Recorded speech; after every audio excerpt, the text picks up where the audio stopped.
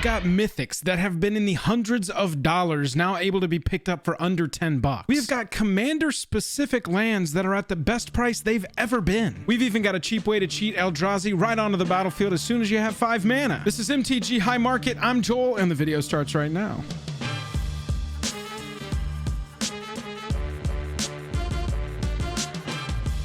Highest level of gratitude to our patrons who power the channel through Patreon. Check out the Patreon link in the description to learn about monthly giveaways, VIP Discord access, and even our official playmat. Hello and welcome to the day. Thank you for spending your time with us. Welcome back to another episode of Jake and Joel Are Magic. I am Joel. This is MTG High Market, the series where we look at all-time highs and all-time lows. In this episode, we're going MTG Low Market. We are going with 9 cards that have got all-time lows and our beautiful, beautiful pickups right now in February 22. As always, our channel is sponsored by Dragon Shield. Make sure to shop Dragon Shield products using the link below. Tell them Jake and Joel Are Magic sent you. Let's take a look at some cards. First up today, we've got Archaeomancer's Map. This is a 3-mana artifact that had a ton of hype around it when it came out in Commander 2021. Right now, this card has dropped down to $12. It's got all of the text on the card that would make you think, wow, this is really good. And with cards like Dockside Extortionist also coming out of individual precons, it's understandable that the price of this was around 30 bucks when it debuted. I've got to be honest, I've never actually cast this card. Some people have told me that it's really good being played. Some people have told me that it's just meh, it's not worth 30 bucks. But right now at $12, I have to say it's still a mono white artifact that's going to allow you to land ramp a little bit, and it might be a good time to pick it up. Next, we've got Imperial Recruiter from Modern Horizons 2. This is a mythic that has a very interesting story. Now, until it was reprinted in Masters 25, this card was only printed in Portal 3 Kingdoms. To this day, the cost of that copy is around $200, $230, but before it was reprinted, this card was in the 500s. It's a low power creature tutor, but in Commander, that can mean the difference in the game. However, at $500, a lot of people didn't really think it was worth it back then, but now this card is at its all-time low of around $7.50. The hype price debuted at $35, and that's its all-time high for a Modern Horizons 2 version. It had been reprinted in Masters 25, it had been reprinted in Double Masters, and then yet another print in Modern Horizons 2, as Wizards really tried to drive the price of this card down into an affordable range, even though it is still a mythic. At $7 or $8, this is a pretty good pickup if you've got a deck that wants to search out low power creatures right onto the battlefield and get their effects. Maybe it's a good time to pick up Imperial Recruiter or its borderless version from Modern Horizons 2 that is very choice. After that, we've got Sneak Attack, another red card coming in right behind Imperial Recruiter. This one's a little bit more expensive. The all-time high on the Eternal Masters version is $42. But the all-time low right now is 16 bucks. That is as low as it's ever been. This is a really good one to pick up now. We've got the Eternal Masters version. Since then, we've had a Double Masters version. That one also has an $18 showcase version that you could pick up, or borderless, or whatever it's called. This one was originally an Urza Saga card, and it was very expensive until it was reprinted in Eternal Masters, and now with a second reprinting in Double Masters and a little showing on the list, this is an affordable card that you can run in your EDH decks to just pump a huge creature onto the battlefield. You get its ETBs, and it does have haste, so it can attack if you've got any attacking abilities on it as well. You do have to sacrifice it at the beginning of the end step, but honestly, if you can slam some huge Eldrazi onto the ground for 1 red mana multiple times in one turn, swing out huge, they get sacrificed, reanimate them, this is the kind of deck you want to run this in. Anywhere from $14 to $16 is a good pickup price for this right now if you want an easy way to cheat in huge creatures. So we're going to pivot off of red and into mono white, white. So it is very mono white, and that's Book of Exalted Deeds. This card debuted at around $39 or $40. There was a ton of combo hype around this. Lots of people playing it right out of the gate, not only in Commander, but in Standard as well. This now is down to a $5 card. This is just a $5 mythic at this point, and it can be very good in the right mono white or 2-color, with white being one of those colors. At the beginning of your end step, if you gain 3 or more life this turn, you create a 3/3 angel creature token with flying. Just straight up, that's pretty excellent, and that's passive. All you got to do is gain 3 life in a turn. It's not super hard to do. It also has a you can't lose the game clause attached to it if you can activate the ability and fulfill all the requirements.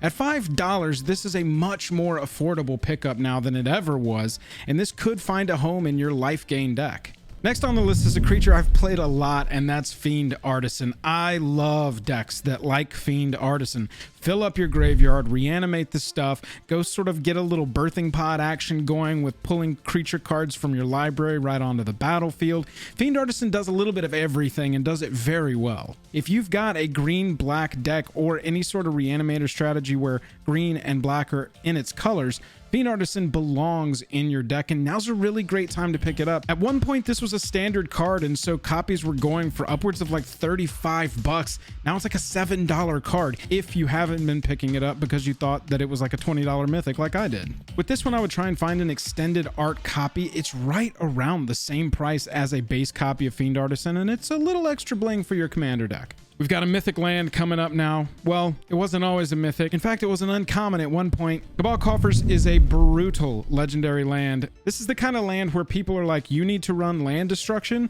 at least a little bit in case you run into a land like this, because this is the kind of card that'll let you run away with the game. Modern Horizons 2 brought us a reprint of Cabal Coffers with an alternate showcase extended whatever version as well.